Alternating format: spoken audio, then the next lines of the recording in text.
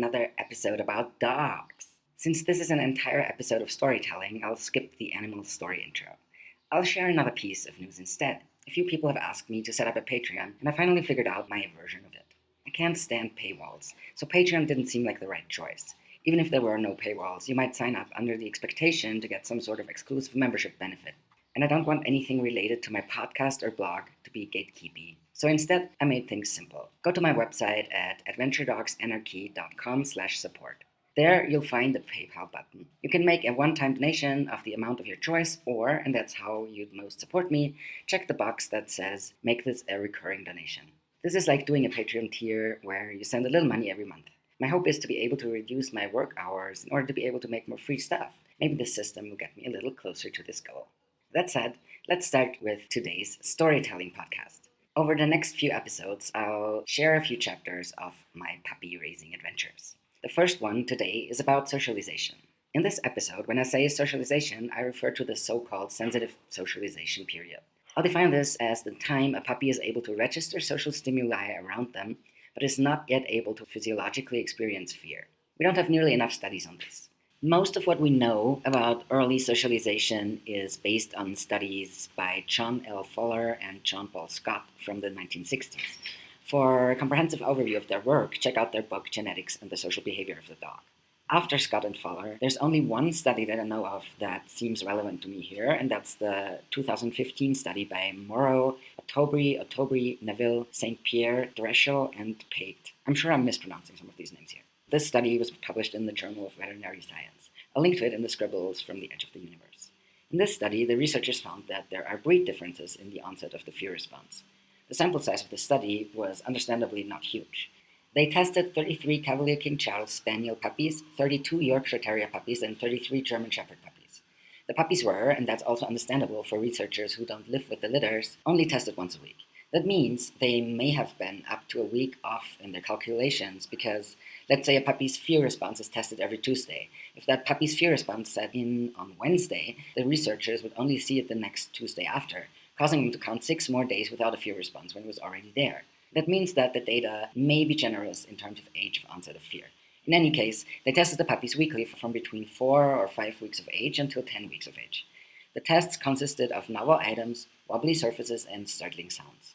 They coded the data both by observing behavior and measuring cortisol levels in the puppy's saliva. For the population of puppies they tested, the Cavalier King Charles Spaniels showed the latest onset of fear at 6.5 weeks, the Yorkshire Terriers came in second at 6.2 weeks, and the German Shepherds showed fear responses as early as 5.6 weeks of age. So this happened way before these puppies would go to their new homes. It happened earliest in German Shepherds, who tend to grow up to be comparatively suspicious of strangers, and latest in Cavalier King Charles Spaniels, who tend to be the most social adults. Malinois are most similar to German Shepherds and probably have a similarly early onset of fear. Breeders will say that the socialization period starts at 3 weeks. I'm not sure where the 3 weeks mark comes from. That's approximately the time the puppies start being able to hear. Maybe it has to do with this. Maybe it's somewhere in Scott and Fuller's work. Maybe it's simply because the puppy culture movie everyone has seen claims that the socialization period starts at 3 weeks. I don't remember what AVDoc says and have unfortunately forgotten my password for my account there.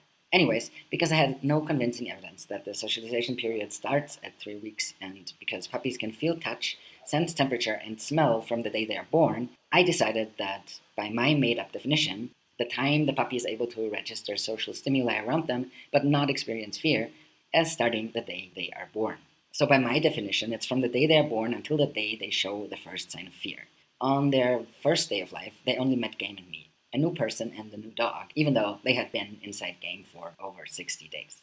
My plan was to socialize, and socialize more. This was my number one priority for the puppies. The reason for this is simple. I know a lot of Belgian Shepherds who are not socially comfortable. When I say socially comfortable, I mean that they can go anywhere with you and be around new people and dogs and enjoy themselves. Not just tolerate the environment, but have a good time because they are there with you. This is where my bar is. Even if I have a bitey sports dog, I want that dog to be able to do all these social things with me.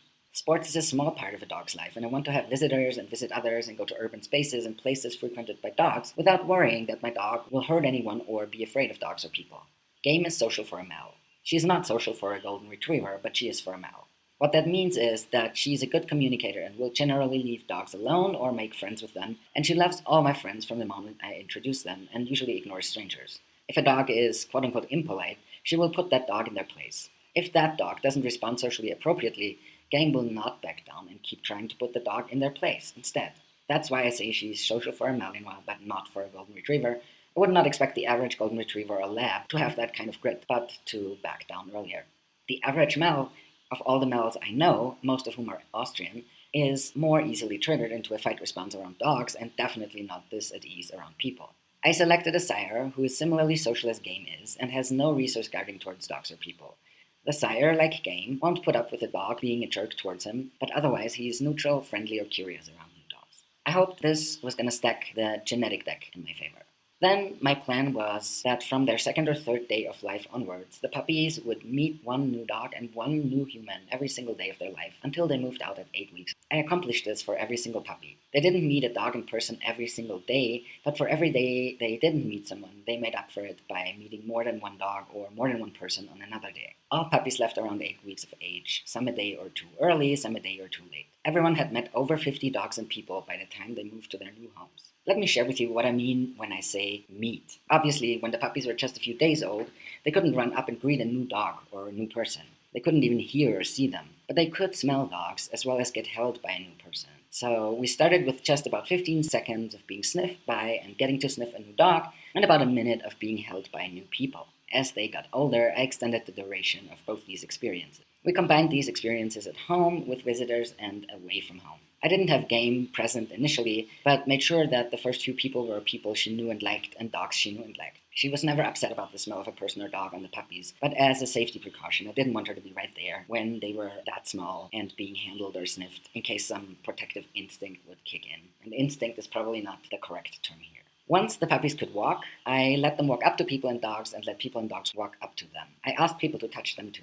Here's a caveat. Anytime I work with someone who has a puppy they didn't breed, so usually a puppy 8 weeks or older, I stress the importance of agency. I want the puppy to never be touched without consenting. Rather than having people come over and touch the puppy, I want the puppy to know their new person will shield them from people and dogs and only let strange dogs or people greet the puppy if the puppy approaches first. This is relevant because this way, the puppy will learn to see you, the new human, as a safe space. You will turn yourself into a portable safe space, even if your puppy is shy. They will be likely to come to you rather than run away when they are scared. However, before the onset of the fear response, there's no reason to shield a puppy from the world. Supposedly, puppies will file away all the stimuli they get in contact with before the response sets in as normal in their world. That's why I wanted to maximize contact with all kinds of people and all kinds of dogs. I wanted the puppies to grow into their physiological ability to experience fear with the belief that people and dogs were normal and harmless, even boring. The reason I come down hard on the side of behavioral health and don't worry about diseases for the puppies is my dog trainer bias.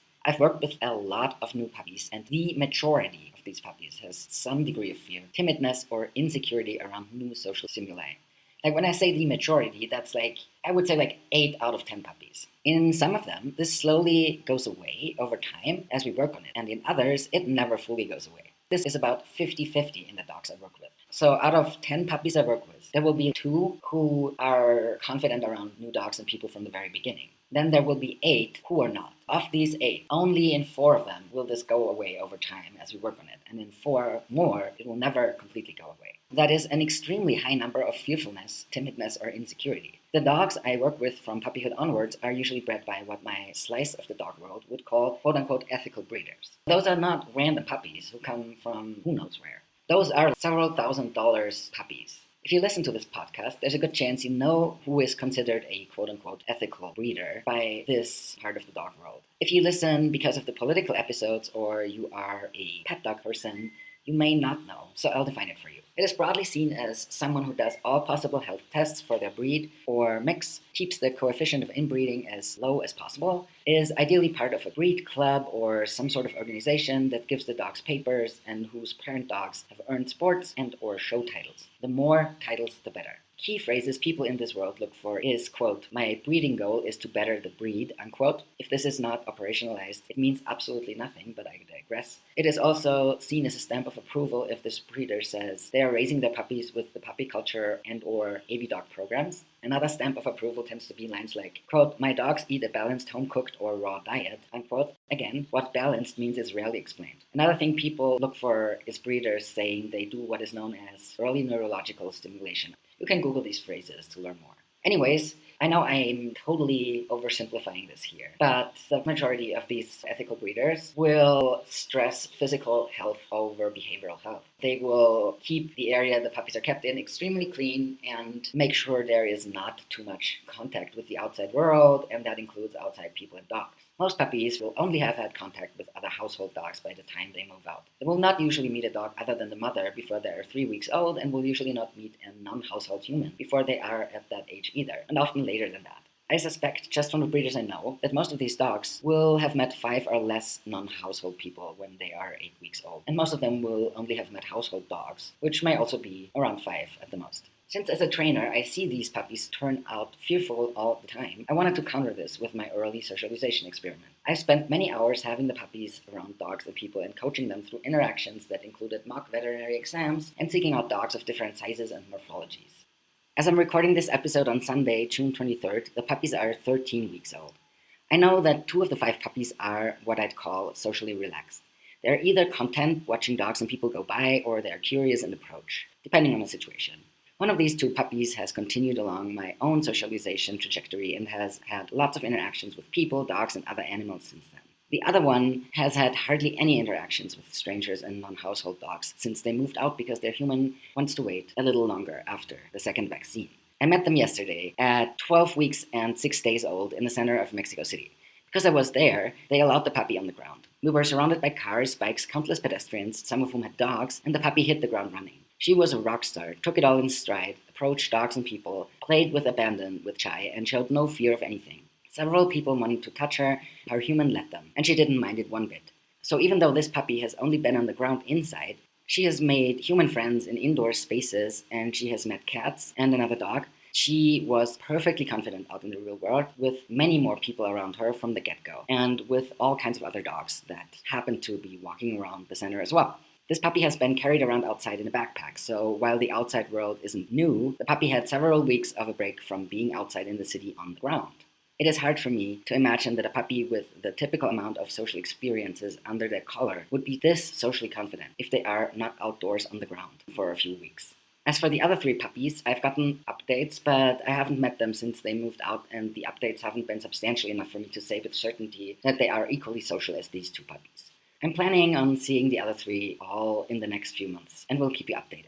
A sample size of 2 that I know have great social skills so far is, of course, pretty much nothing. In any case, I don't seem to have socially ruined these 2 puppies with my extreme socialization protocol, and I'm really happy about this. Alright, time to wrap up this episode. Happy training, everyone. And if you'd like to support my podcasting, blogging, and YouTubing and help me create more free resources, head over to adventuredogsanarchy.com/support. If you check the box that says make this a monthly donation, it'll be extra helpful because this allows me to plan ahead.